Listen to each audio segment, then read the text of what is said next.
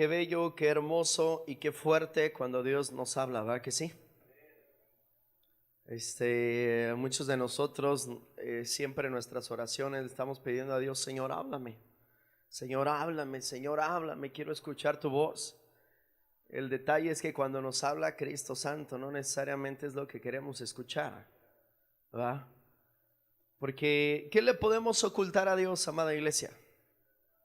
No hay nada.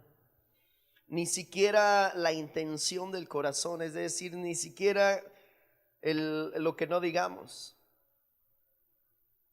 Él conoce nuestra alevosía, Él conoce nuestra intención del corazón, si le buscamos con dobles intenciones o le buscamos realmente con un corazón verdadero y dispuesto. Y es impresionante cuando Dios nos habla y es hermoso a la vez. Es como cuando escuchas un rayo en el cielo y es impactante ver la luz que hace, el sonido que emite, pero también qué miedo, ¿verdad? De que caiga encima de ti. Es poderoso. Acompáñame a Colosenses, por favor, la epístola a los Colosenses capítulo 1. En esta mañana queremos compartir de la palabra de Dios acerca de la sabiduría espiritual. Diga conmigo: sabiduría espiritual. Qué importante es que usted y yo tengamos sabiduría espiritual, no solamente conocimiento, porque muchos de nosotros tenemos mucho conocimiento de la palabra de Dios porque llevamos años en el evangelio, llevamos más de 5, 6, 7, 8, 20, 30 años en el evangelio.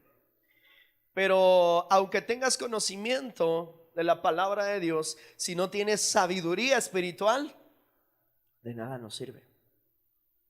Porque vivimos vidas diferentes. Lo único que tenemos es el conocimiento en la cabeza, que ya casi revienta, pero en realidad no sirve en nuestra vida. Evidentemente es el Espíritu Santo que siempre está en ese contexto, estaba inspirando, estaba soplando desde adentro para que se redactara esto.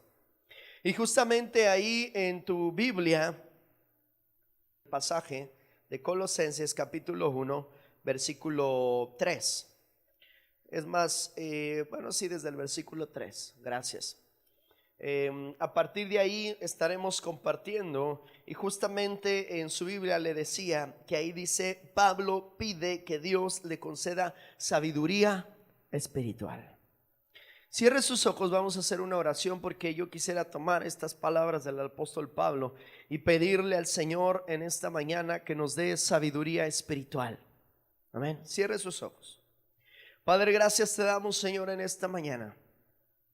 Gracias por la oportunidad que tenemos de escuchar tu voz, Señor, de una manera muy poderosa, a través de la alabanza, Señor, donde tú has manifestado, Señor, tu voluntad, donde tú nos confrontas cara a cara, Señor, donde tú miras lo profundo del corazón del alma y donde no podemos esconderte nada. Y hoy te rogamos, Señor, que en esto, por lo mismo, Padre, tú nos des sabiduría espiritual, nos des entendimiento, que sepamos, Señor, que comprobemos que nuestro corazón, nuestra alma, nuestro pensamiento sea renovado, y comprobemos, Señor, cuál es tu perfecta voluntad. Pero que además de recibir conocimiento, de ser alimentados, sirva para que nuestra vida cambie, podamos crecer, Señor. Así como el apóstol Pablo, Señor, tú lo dirigías a interceder por los santos, por la iglesia de Colosas. Así, Señor, tomamos esa palabra esta mañana y la hacemos nuestra. Y te pedimos que nos des sabiduría espiritual, en el nombre de Jesús. Amén, amén, amén. Bien, entrando a nuestro tema, sabiduría espiritual. Qué importante es la sabiduría. Muchos de nosotros podemos tener conocimiento de cualquier tema en la vida. Es decir, un médico puede tener mucho conocimiento de las enfermedades, pero si no tiene la sabiduría de cuando viene un enfermo a su clínica, a su consultorio, y empieza a manifestar sus dolencias, ¿verdad? Sus síntomas, el médico en ese momento no solo necesita conocimiento, necesita sabiduría para saber aplicar el conocimiento que tiene y determinar algo correcto en su paciente, ¿verdad? Es muy importante, tan importante como en una consejería bíblica. Cuando tú vienes a la casa de Dios, cuando tú tienes un problema en tu familia, con tu esposo, con tu esposa, te estás divorciando o estás ahí en un conflicto y vienes hacia un pastor o un hermano de la iglesia, por mucho conocimiento que tenga, si no tienes sabiduría para guiarte hacia lo que Cristo quiere que tú veas, que tú reconozcas y que tú cambies para que Dios cambie el contexto de tu vida, no podrás cambiar y al contrario será un caos, ¿verdad? Porque estaremos aplicando la Biblia de manera directa y lo único que haremos es con la Biblia dar de bibliazos a la gente. ¿Por qué? Porque no tenemos sabiduría, ¿verdad? Evidentemente llega una persona, ¿verdad?, con problemas de identidad sexual, entra a la casa de Dios, ¿verdad? Y yo agarro, dice la palabra de Dios, ¿verdad?, que ni los homosexuales, ni los que se echan con varón, y todo eso entrarán en el reino de los cielos. Y me agarro y los empiezo a golpear con la Biblia. Es una realidad, lo que estoy diciendo no es una mentira, pero qué falta de sabiduría. Porque luego lo que va a hacer esa persona se agarra, se va a dar la media vuelta y se va a ir. La sabiduría nos indica que las personas, en este caso por ejemplo, primero tienen que conocer a Cristo. Primero le tenemos que presentar a Cristo para que se dé cuenta de su necesidad, y en base a la revelación de Jesucristo y de lo que empiece a aprender y a ser confrontado con la palabra de Dios, entonces empieza un cambio en su vida y sabrá que su vida sexual la está llevando fuera de la ley de Dios y tiene que cambiar. Es confrontado.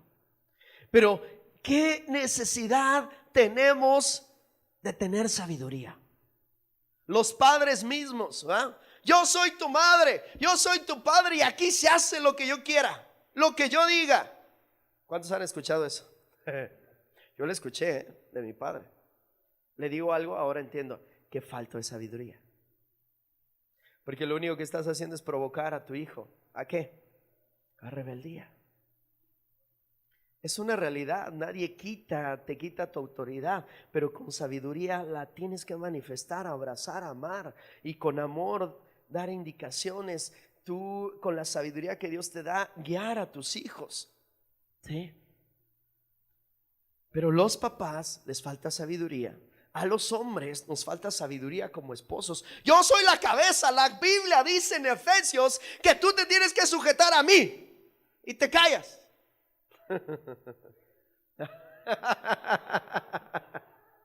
¿No?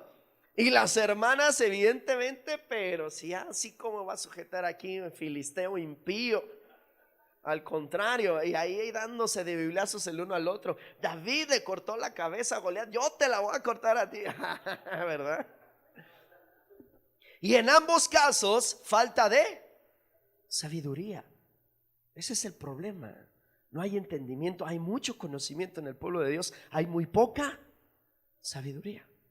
Y ahora, regresándolo y estableciéndolo a nuestro contexto de la palabra de Dios, sucede lo mismo. Tienes mucho conocimiento de Dios, sabes cuál es el camino de Dios, conoces la palabra de Dios, conoces la ley de Dios, conoces el nuevo pacto, la gracia, la misericordia, la fe, y ahí andamos, ¿verdad?, intentando torcerle la mano a Dios y que Él escuche nuestra oración y Señor, si tú de verdad me solucionas esto, yo voy a diezmar, yo voy a ofrendar, de verdad que ahora sí te lo prometo. Y entonces todo el tiempo manifestamos una, no digo ignorancia porque hay conocimiento, sino una falta de sabiduría tremenda en las personas. No hay sabiduría. El conocimiento no sirve para nada. Ni con los hijos, ni con la familia, ni con la esposa, ni con el esposo. No hay manera, no hay forma. Y luego si esa imprudencia la llevas a los trabajos, a los empleos, de la misma manera, ocurre lo mismo. Te le pones al tú por tú al jefe. No, yo no voy a hacer, no, eso a mí no me toca, no.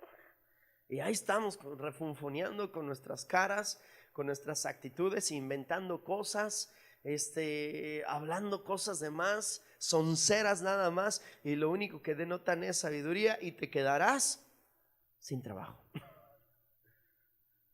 Y luego voltearás y dirás: Señor, es una prueba. Y Dios dirá: no, es una prueba, tú lo provocaste.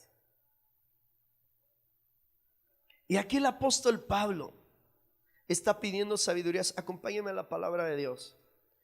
Capítulo 1, versículo 1, vamos a ver solo la salutación, el saludo quiero decir.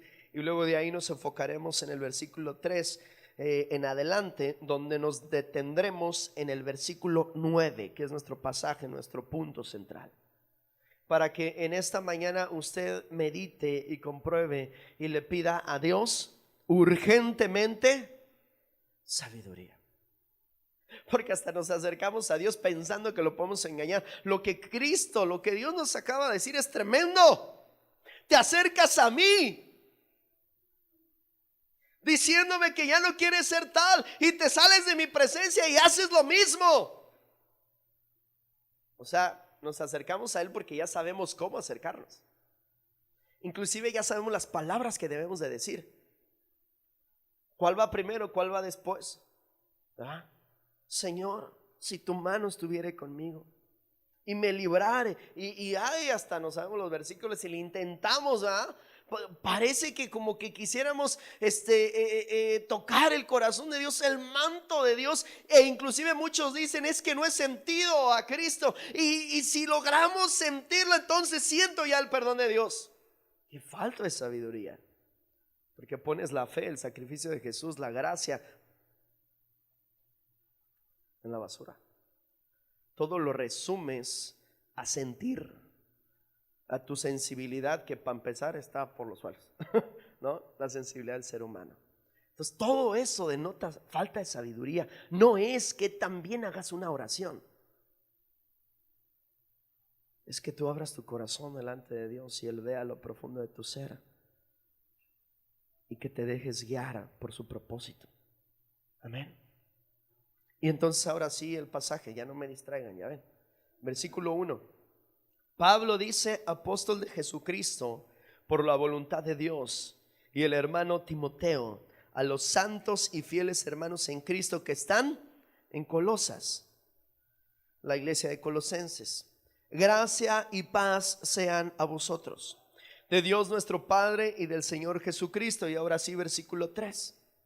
Siempre orando por vosotros, damos gracias a Dios, Padre de nuestro Señor Jesucristo, habiendo oído de vuestra fe en Cristo Jesús y del amor que tenéis a todos los santos, a causa de la esperanza que os está guardada en los cielos, de la cual ya habéis oído por la palabra verdadera del evangelio, que ha llegado hasta vosotros, así como a todo el mundo, y lleva fruto y crece también en vosotros desde el día que oísteis y conocisteis la gracia de Dios en verdad, como lo habéis aprendido de Epafras, nuestro consiervo amado, que es un fiel ministro de Cristo para vosotros, quien también os ha declarado vuestro amor en el Espíritu. Y aquí viene el versículo 9, poderoso, tremendo, confrontador. Por lo cual también nosotros, desde el día que lo oímos, no cesamos de orar por vosotros y de pedir que seáis llenos del conocimiento de su voluntad en toda sabiduría e inteligencia espiritual. Palabras que suenan así muy elevadas, muy rimbombantes, y sí, están cargadas en realidad de mucha revelación. Esta oración es tremenda, la que hace el apóstol Pablo. El apóstol Pablo no está diciendo: Señor, escucha el clamor del pueblo. Está diciendo: Señor, llénalos de ti. Lo que ellos te piden no sirve. Lo que tú tienes que darnos, eso es lo que sirve y funciona. Otra vez el versículo 9, porque es tremendo. Por lo cual también nosotros desde el día que lo oímos no cesamos de orar por vosotros y de pedir que seáis llenos del conocimiento de su voluntad. Wow. Que seáis llenos, no ceso de pedir que seáis llenos del conocimiento de su voluntad, en toda sabiduría e inteligencia espiritual. Y aquí viene el para qué y el por qué, versículo 10. Para que andéis como es digno del Señor, agradándole en todo, llevando fruto en toda buena obra y creciendo en el conocimiento de Dios, fortalecidos con todo poder conforme a la potencia de su gloria, para toda paciencia y longanimidad, con gozo dando gracias al Padre que nos hizo aptos para participar de la herencia de los santos en luz, el cual nos ha librado de la potestad de las tinieblas y trasladado al reino de su amado Hijo, a quien tenemos redención por su sangre, el perdón de pecados. Versículo 9 y versículo 10 tremendos. Para que andéis como es digno. Pablo orando, intercediendo delante de Dios, clamando y diciendo: Señor, para que ellos sean llenos de conocimiento, de sabiduría, para que vivan vidas conforme a lo que Él nos ha dado. Si no tenemos la sabiduría de Dios, nuestras vidas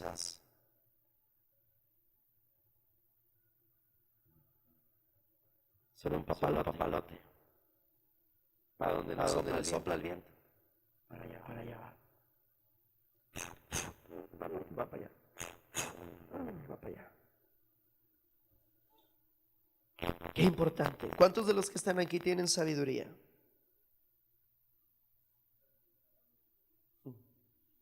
Gracias a Dios. Si la tienen, no tengan miedo de decir: tengo un poco, quiero más. O más que tengo un poco, necesito mucho más. ¿Ya? La sabiduría te dirá cuándo callar. Que hay muchos que nos encanta hablar, ¿verdad? Y más cuando estamos enojados. Y el Espíritu te dice: calla. Ah, no, le sigo, ándele. Y ahí va la imprudencia, ¿verdad? Bueno, vamos a iniciar con este pasaje tan tremendo. Dale un aplauso a Cristo para que despierte y se meta en el tema. Esta oración que el apóstol hace a Dios, a Jesucristo, para el pueblo de Dios, es una oración ejemplar. Y vamos a desmenuzar todos estos versículos, deteniéndonos en algunos más. Dice: la oración empieza por pedir que seamos llenos de un conocimiento, siempre en aumento de la voluntad de Dios. Su supremo objetivo es el conocimiento de la voluntad de Dios. Haga ahí una pausa. El supremo objetivo es que usted y yo tengamos conocimiento de la voluntad de Dios, ¿sí? No es que Dios tenga que tener como objetivo que conozca la voluntad del hombre. Y curiosamente nuestras oraciones se resumen a manifestar nuestra voluntad. Ese es el bendito problema. Estamos al revés, amada iglesia. Lo que Dios espera es que usted conozca la perfecta voluntad de Dios. Pero nuestras oraciones no tienen eso. Nuestras oraciones tienen: Señor, dame esto, dame aquello, ayúdame con esto, ayúdame con lo otro. Señor, mira, en este ministerio quiero hacer esto, quiero hacer lo otro, quiero subir acá, quiero bajar allá. Señor, por favor, te pido. Y manifestamos la voluntad, no de Dios, la de nosotros.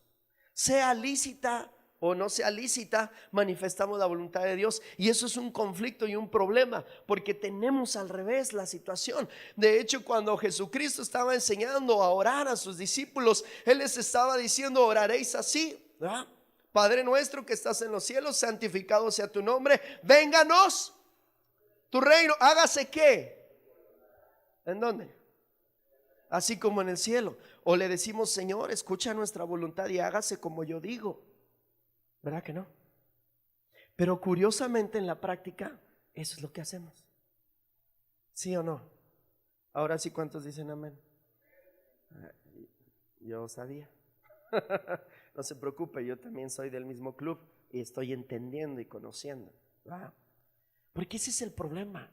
Nuestras oraciones están medias, no son malas. El salmista decía, en realidad, ¿a quién tenemos en el cielo sino a Dios, en quien podemos clamar y pedir? Eso es bueno cuando hay una necesidad, pero nos tenemos más que enfocar en la necesidad de nosotros, porque esa ya está resuelta en Cristo Jesús.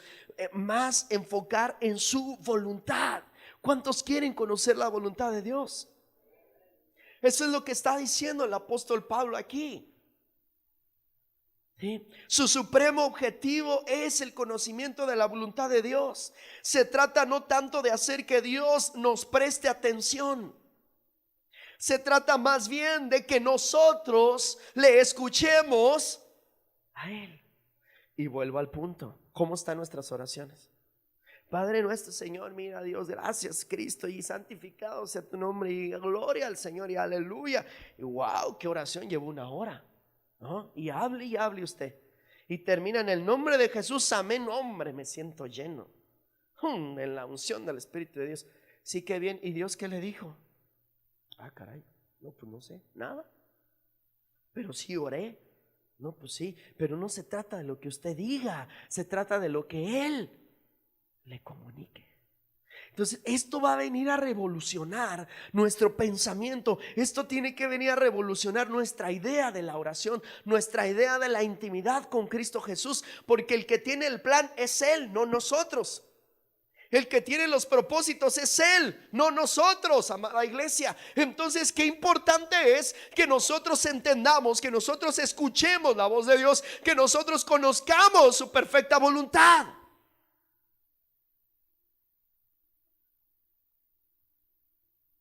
La oración que el apóstol Pablo hacía era bellísima. Que sean llenos y conozcan, que tengan el conocimiento de tu perfecta voluntad. Amén.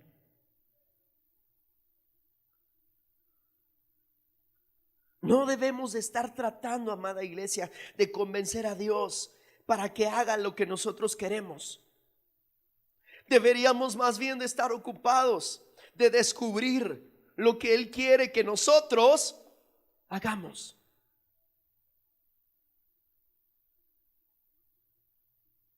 Y resulta que muchas veces lo que estamos pidiendo es: Dios, acomoda tu voluntad a la mía. Cuando lo que deberíamos de recordar es lo que dice en esa oración: hágase tu voluntad. Wow. Pues nada más con eso ya tenemos, ¿no? Era lo que Dios nos estaba hablando. Revisa el contenido de tus oraciones. Debemos de entender que como hijos de Dios, como pueblo de Dios, nuestras necesidades ya deben de estar cubiertas. Y si no están cubiertas y estás pasando por necesidad, debes de saber que tiene un propósito. Y aún en medio de tu necesidad deberías de estar buscando la voluntad de Dios, pero no la buscamos. Ah, hermano, pero sí oro, sí tengo comunión con Dios, sí, yo alabo, yo leo la Biblia, ok, perfecto. Pero no conoce la voluntad de Dios para su vida, porque lo denota nuestra vida, lo denota nuestro semblante, nuestra cara.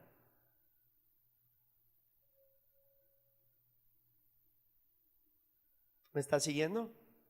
Amén.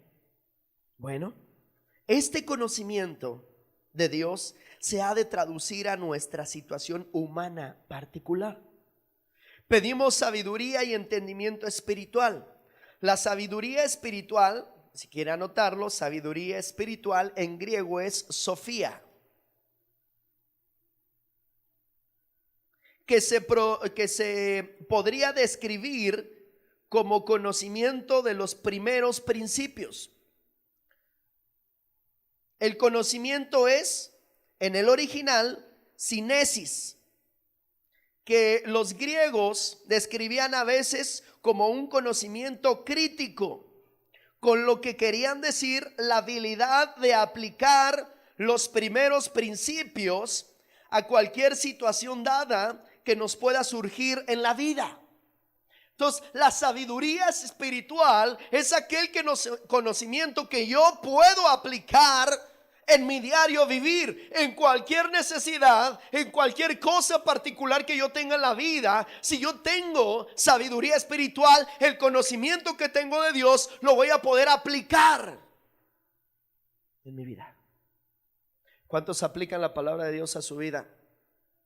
Amén. ¿Estás seguro? Entonces, ¿por qué se preocupa?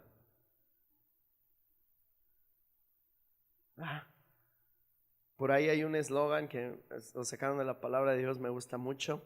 Dice: si estás preocupado, ora. Si ya oraste, pues no te preocupes.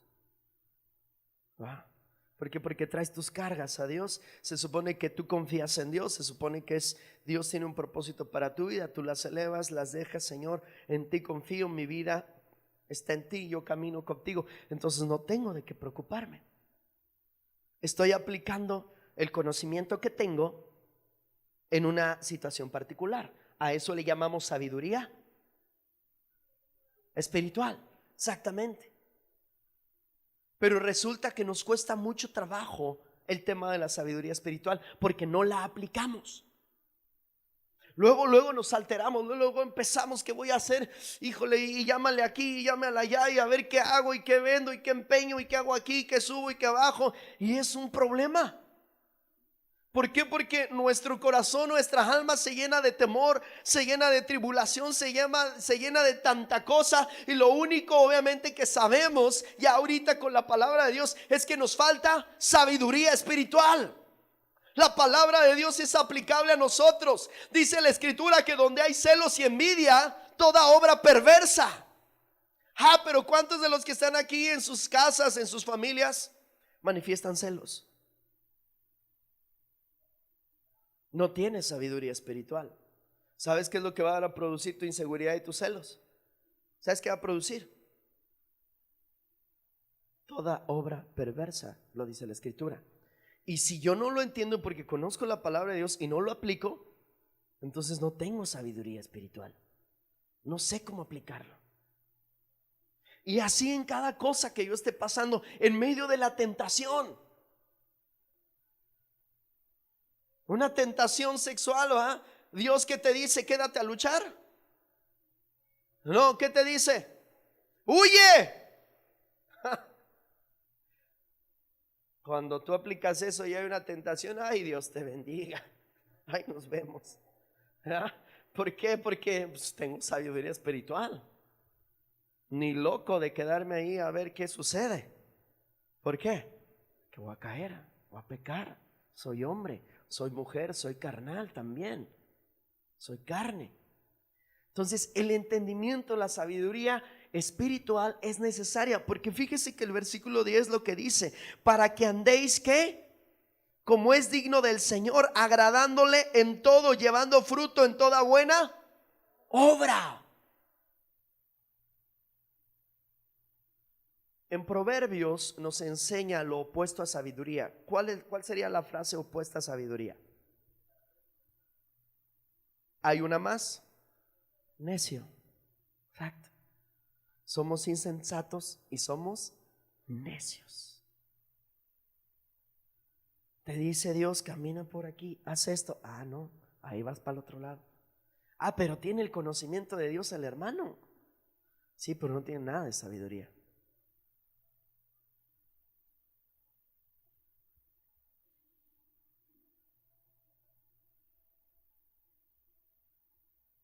Así que es que cuando Pablo pide a sus amigos, le está pidiendo a Dios que les dé sabiduría y entendimiento. Está pidiendo que puedan entender las grandes verdades del evangelio y que puedan ser capaces de aplicarlas a las decisiones y a las tareas que sobrellevan en la vida cotidiana. Uno puede que sea profesor de teología, pero fallar en la práctica. Que pueda escribir y disertar sobre las verdades eternas y sin embargo ser una nulidad para aplicarlas a las cosas que le salgan al paso de la vida cada día. El cristiano tiene que saber lo que quiere decir el cristianismo, no en el vacío, sino en los asuntos de la vida. Yo soy cristiano porque en los asuntos de mi vida sigo a Cristo. Yo soy cristiano porque pues es mi religión, ¿no? Ok, usted no es cristiano, es cristino.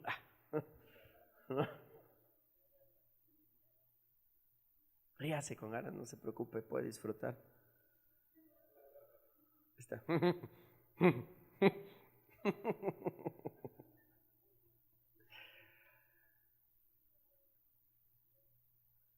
La vida cristiana es aplicable a la vida. Sí, eso es sabiduría espiritual. Eso es lo que Pablo está pidiendo a los colosenses. ¿Cuántos de los que están aquí necesitan urgentemente sabiduría espiritual? Yo también,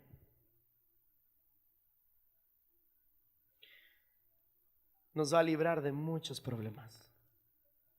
Es más, ya no va a alargar los procesos en los cuales Dios nos pone para enseñarnos.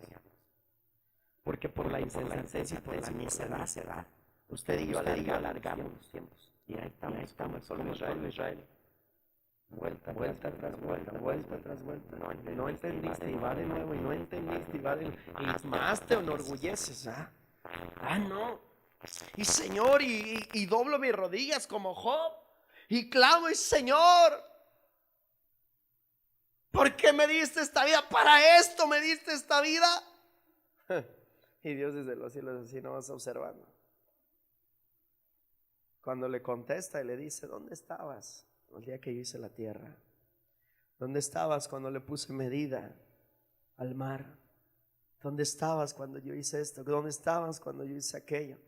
Prácticamente le estaba diciendo: no entiendes nada, no tienes sabiduría. Amén. Este conocimiento, iglesia,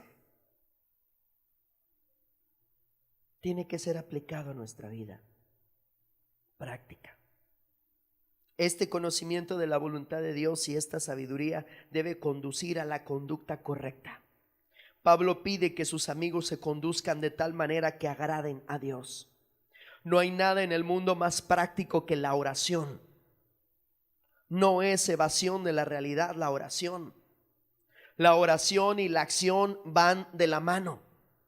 Oramos no para evadir las responsabilidades de la vida, sino para cumplirlas satisfactoriamente como Dios lo establece. Pero lamentablemente, y volvemos al punto, nuestras oraciones las usamos para intentar evadir nuestra responsabilidad.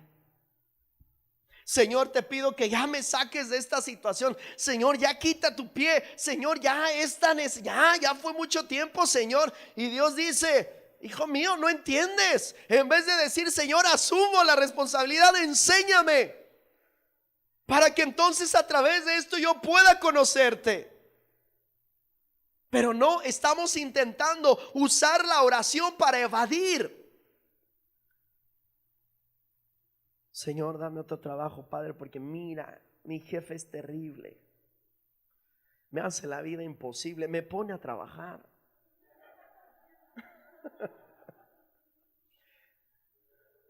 Me negrea, es bárbaro este hombre. Señor, este filisteo impuro de labios, y luego es tremendo. Luego yo tengo que trabajar 8 horas y me avienta 10 horas, no me deja salir, Señor. Y yo quiero servirte. Yo quiero estar al pendiente de ti, de tu obra, Señor. Dame más tiempo. ¿Por qué se ríen? ¿A poco no así le decimos a Dios? Y Dios nos dice: sí, cómo no, mi hijo. Ya sé que saliendo, si yo te daría más tiempo, lo agarrarías para otra cosa, menos para lo que dices, ¿verdad? Pero aún así nos ama. Y entonces, en vez de entender y decir, bueno, yo tengo que conquistar este problema, a mi jefe quizá molón o lo que sea, tengo que conquistarlo para Cristo. Tengo que mostrarle con mi trabajo y con mi desempeño que un cristiano trabaja perfectamente y dando la gloria a Dios, porque no es para él ni para la empresa, es como si fuera para Dios. ¿Sí? La oración no es para evadir responsabilidades,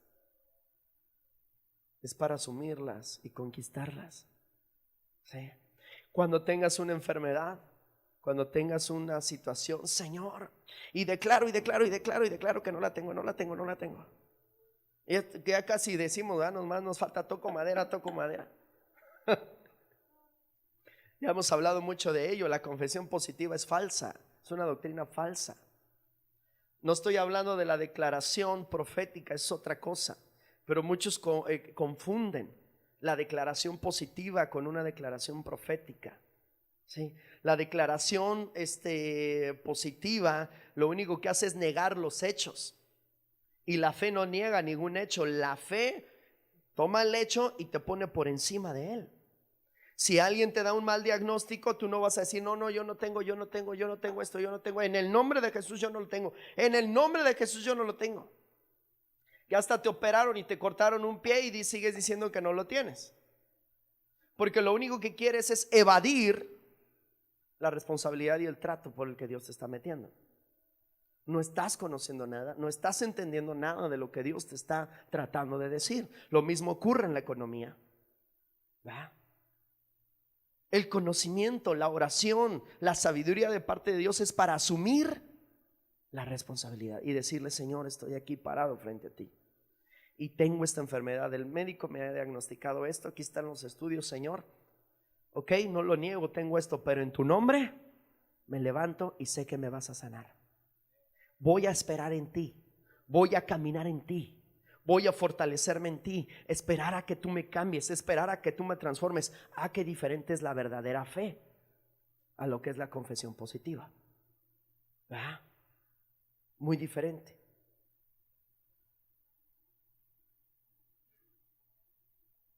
Ahora, para esto, aquí dice la escritura justamente que necesitamos, diga conmigo, poder.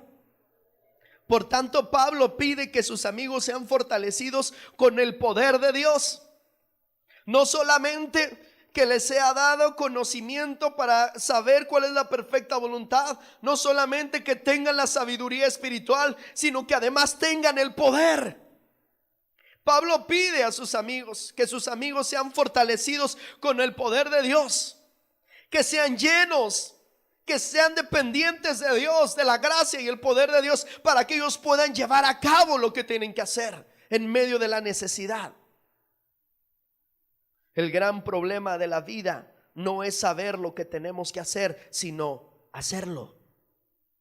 En la mayoría de los casos somos conscientes en cualquier situación dada de lo que debemos hacer. Lo difícil es poner ese conocimiento en acción. Lo que necesitamos entonces es poder, y lo recibimos mediante la oración. Si nos encontramos en una situación frustrante, mediante la oración alcanzamos el mayor don del mundo: conocimiento, sabiduría y poder de Dios, para reaccionar diferente, para vivir diferente, no como este mundo. Porque ¿de qué de diferente somos al mundo? Si reaccionamos igualito, igual. La única diferencia, no, pastor, yo no digo groserías. Quizá sea lo único, pero reacciona igual. Enojado con Dios, frustrado, con una cara hasta el piso, ¿verdad? Donde ni hablemos del gozo de su salvación. Porque ¿cuál gozo? Dígale a su cara que por ahí hay algo que se llama gozo de mi salvación. ¿Me entiende? ¿Cuántos dicen amén? Y vivimos vidas sujetas a la miseria, Vivimos vidas sujetas a la duda, al horror de lo que vaya a suceder con nosotros, al temor de una enfermedad y un diagnóstico, al temor del futuro, qué va a ser, qué voy a comer, dónde voy a trabajar. Y eso todo fue resuelto. Nuestro futuro está asegurado en Cristo Jesús. Amén. Y más adelante, después del versículo 9, fíjese lo que dice: por lo cual también nosotros, desde el día que lo oímos, no cesamos de orar por vosotros y de pedir que seáis llenos del conocimiento de su voluntad en toda sabiduría e inteligencia espiritual, para que andéis como es digno del Señor, agradándole en todo, llevando fruto en toda buena obra y creciendo en el conocimiento de Dios. Y luego viene el versículo 11, dice lo que dice: fortalecidos con todo poder, conforme a la potencia de su gloria, para toda ¿qué? Paciencia y longanimidad. Ese versículo 11 también es clave. Vuelve a repetirlo igual que lo hace Santiago.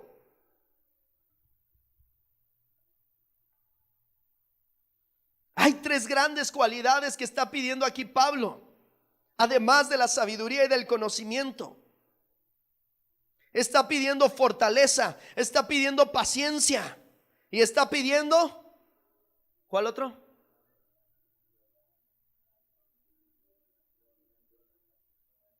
Longanimidad sería fortaleza, longanimidad, paciencia, y el último, gozo. Está pidiendo tres. Y empezando justamente con esto, fortaleza y paciencia son dos grandes palabras griegas que van juntas muchas veces y a veces se traducen casi igual.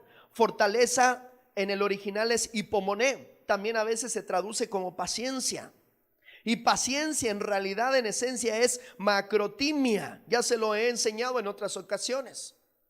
Hay una cierta semejanza y una cierta diferencia también entre estas dos palabras. No sería totalmente cierto decir que siempre se observa en el griego esta diferencia, pero sí cuando están juntas estas palabras. Y la primera palabra es hipomoné, que se traduce por paciencia en casi todos los casos, pero no quiere decir paciencia en el sentido corriente de bajar la cabeza y de esperar que los acontecimientos pasen.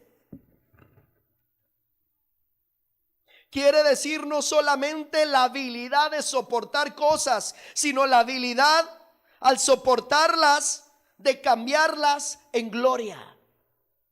Amén. Es una paciencia, diga conmigo, conquistadora. Más fuerte, paciencia conquistadora. Eso es hipomoné. Eso sería la primera palabra que está aquí, fortalecidos con todo el poder conforme a la potencia de su gloria, para toda paciencia. Que tengamos esa paciencia conquistadora, que cuando venga la circunstancia, por la sabiduría que ha sido usted, que usted ha recibido, usted pueda soportarla, pero no solo soportar la adversidad, sino levantarse por encima de ella, subir encima de ella y conquistarla. Pero no va sola, va con dos frases más. Porque si usted está conquistando esa necesidad, usted tiene fortaleza y usted tiene el rostro y usted tiene experimentando el gozo en su vida. No es que usted esté arrastrando la cobija, pastor, ahí voy, ahí la llevo. No, hombre, pues que ni lo vea la gente de allá afuera, porque pues, qué testimonio. Ni les diga que es usted cristiano y que conoce a Dios, por favor, porque le van a decir, ¿ese es tu Dios? No, hombre, yo acá me la paso más chévere, disfruto más, estoy más alegre. De repente me va a dar re mal, pero pues bueno, tengo lapsos de gozo.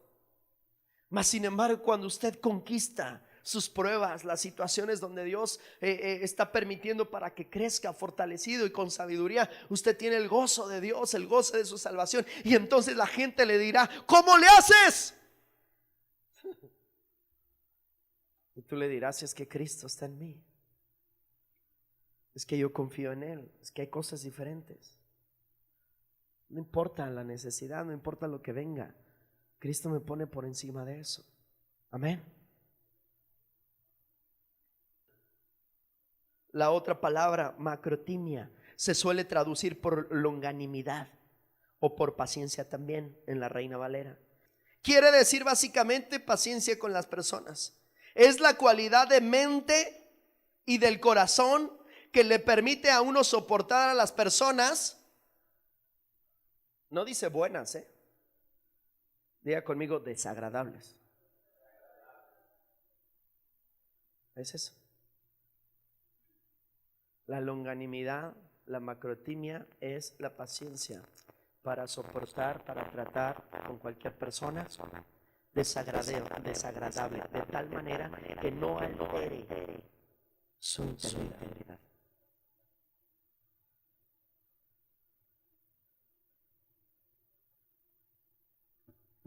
Personas desagradables, maliciosas y crueles, sin dejarse amagar y sin que su torpeza le haga a uno desesperar, ni su necedad le irrite, ni su desamor altere su amor. Es decir, macrotimia es el espíritu que no pierde nunca la paciencia con las personas, ni deja de creer y esperar en ellas. Así es que Pablo está pidiendo para sus amigos hipomoné, la fortaleza que no se deja dominar en ninguna situación, y está pidiendo macrotimia, la paciencia, es decir, la longanimidad, que ninguna persona pueda derrotarle. Pide que los cristianos sean tales que ninguna circunstancia pueda derrotar su fuerza, ni ningún ser humano pueda derrotar su amor. La fortaleza del cristiano ante los acontecimientos y su paciencia con las personas deben de ser indestructibles.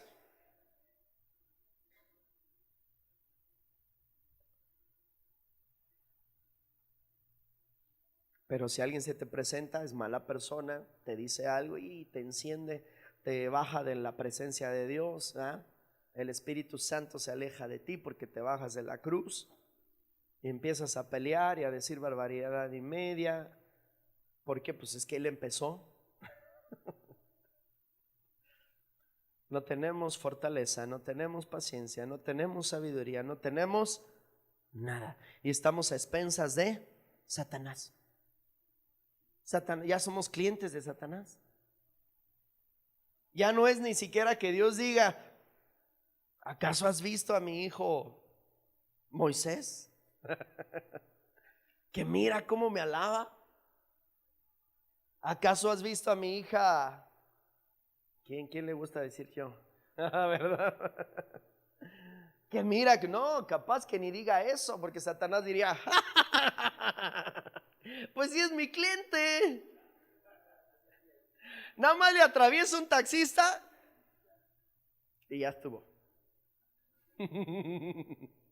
Nada más le atraviesa una persona que es medio irritable, medio molesta, o que le insulte tantito y mira, así lo saco de tu presencia. Qué feo, qué terrible que no tengamos fortaleza, que no tengamos esa entereza, esa integridad, que a pesar de cualquier situación uno permanezca en la fe en Cristo Jesús, porque conocemos la voluntad de Él.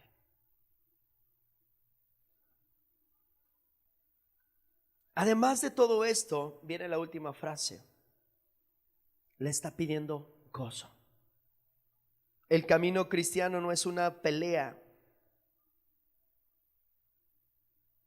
con las circunstancias y las personas. Fíjate, el camino cristiano no es una pelea con las circunstancias y las personas, sino una actitud radiante y soleada ante la vida. ¡Wow! ¡Qué hermoso! La vida cristiana es una actitud radiante. Hágale así, sonría, que irradie vida a su rostro. Esa es la vida cristiana. Y no quiere decir que no tienes pruebas, no quiere decir que no tienes problemas. Quiere decir que la vida cristiana, en la vida cristiana experimentas un gozo. Irradias esa alegría y todos tus días son soleados, aunque dice la Biblia que algunos días serán difíciles. ¿Me está siguiendo? Amén. Vuelvo a repetirlo. Es una actitud radiante y soleada ante la vida. El gozo cristiano se mantiene en cualquiera de las circunstancias. Si el gozo no está enraizado, fíjense nada más, si el gozo no está enraizado en el suelo del sufrimiento, es superficial.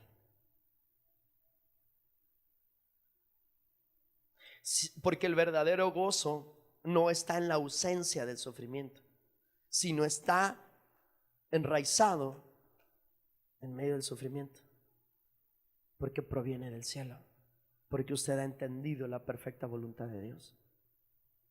Porque sería fácil, ¿verdad?, decir a Dios: Señor, gracias, te alabo, bendito eres, qué bueno has sido conmigo. Pues por eso tienes gozo. Pero cuando te empieza a apretar con una enfermedad, con la economía, con alguna situación, ¿qué pasó? El gozo se te va a ir.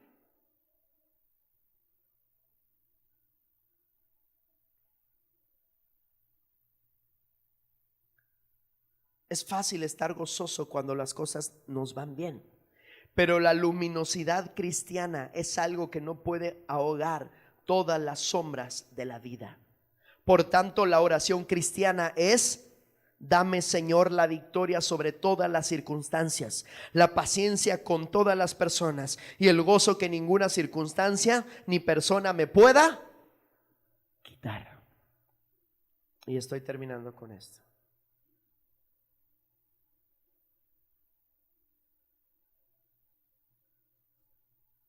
¿Qué oración hace el apóstol Pablo tan tremendo? Y ya tocamos varios puntos importantes, con el objetivo no solo de que tengas conocimiento, sino de que lo puedas aplicar a tu vida, que puedas empezar a cambiar tu forma de orar. No dejes de pedirle a Dios, porque el único en el que puedes confiar es en Él. Mas sin embargo, que tu oración no esté llena de eso nada más, sino clamando y pidiendo a Dios. Yo pido a Dios, vamos a pedir a Dios en esta mañana que Él nos llene de su conocimiento y de toda su sabiduría espiritual, para que podamos aplicar todo esto y Él nos dé la fortaleza, la longanimidad y el gozo, para que nuestra vida cristiana sea una vida en victoria. Y entonces, para que se cumpla lo del versículo 10, para que andéis como es digno del Señor, agradándole en todo, llevando fruto en toda buena obra y creciendo en el conocimiento de Dios. Eso es lo que esperamos hasta que Cristo regrese.